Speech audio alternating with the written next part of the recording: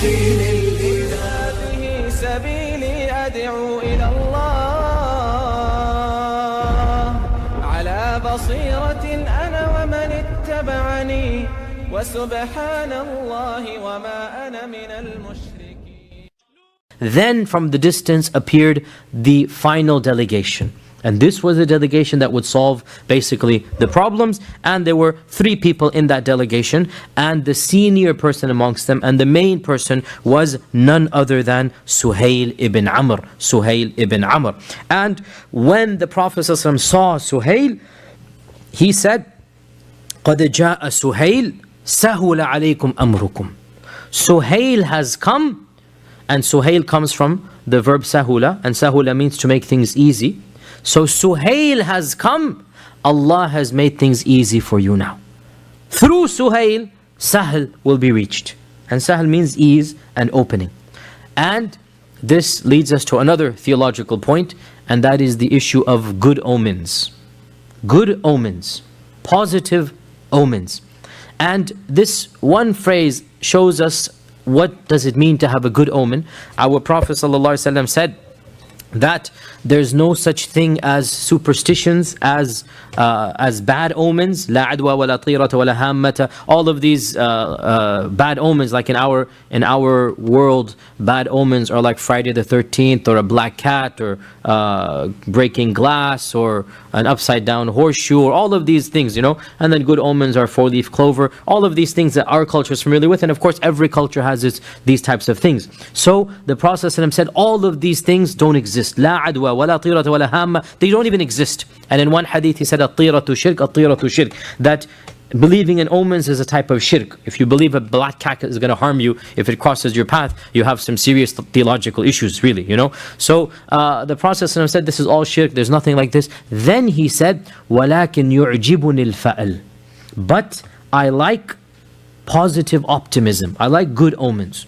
So they asked him, what do you mean by al-fa'al? Al-fa'al is the Arabic term. What do you mean by al-fa'al? He says, a good word or a good phrase that somebody hears. This is the hadith is in Bukhari. Now, what does this mean?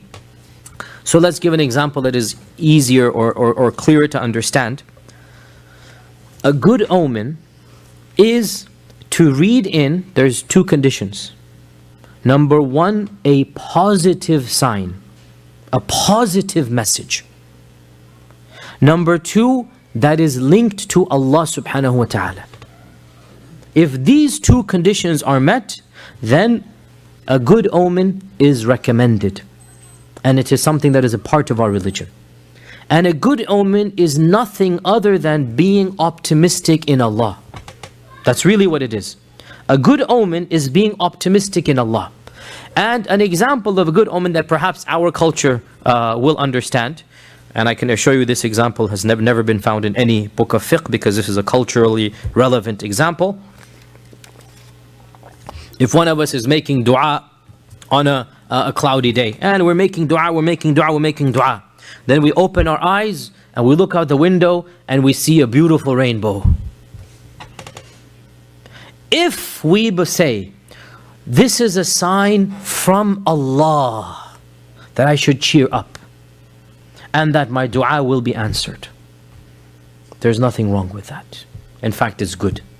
The Prophet said, I like al-fa'al, yu'jibuni al-fa'al. Why is there nothing wrong with that? Because shouldn't we already be thinking that Allah will give us what we want? Optimism and iman, correct? So anything that boosts that optimism, anything, is something that is jaiz, it is mustahab in fact. You should always be optimistic, right? So anything that you read as a sign, as a positive sign, right? Suppose it was cloudy, you make dua and the sun comes. So the sun is a type of brightness. So your heart always feels, happier when you see the sun after a cloudy day. It's like your heart goes up. If you say, oh, this is a sign that my problems will diminish, like the clouds, and the help of Allah, like the sun, will come in upon me, no problem. It's okay. In fact, it's good. يُعْجِبُنِي الْفَعْلِ. And one of the examples of the seerah of the Prophet is exactly here. Suhail comes from the root that means to make things easy. And when Suhail came, the Prophet ﷺ said, Suhail has come, Allah has sahula, Allah has made things easy for you. So he derived a positive omen that khalas, this is good news now, that Suhail is coming and our matters will be made easy for us. And in fact, that's exactly what happened.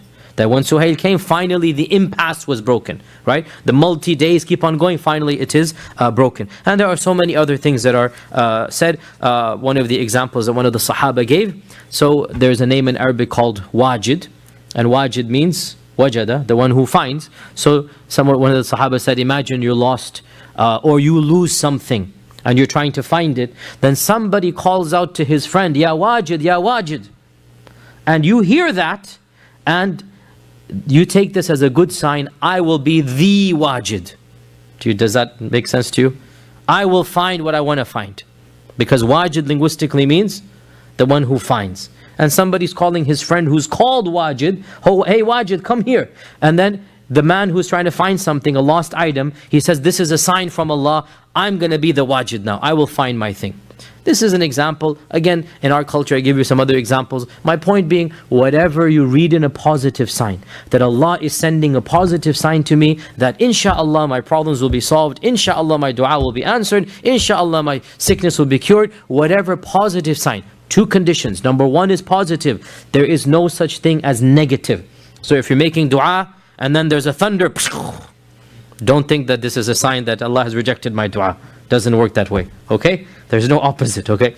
And then of course the second sign or the second condition, you must link it to Allah. And this is one of the biggest problems of all of our bad luck things that we have. It's not even linked to Allah Azza wa Jal. Bad luck from a cat crossing your path, come on. I mean, how foolish is this, right? Where is that coming from? So only positive and then linked to Allah subhanahu wa ta'ala. In any case.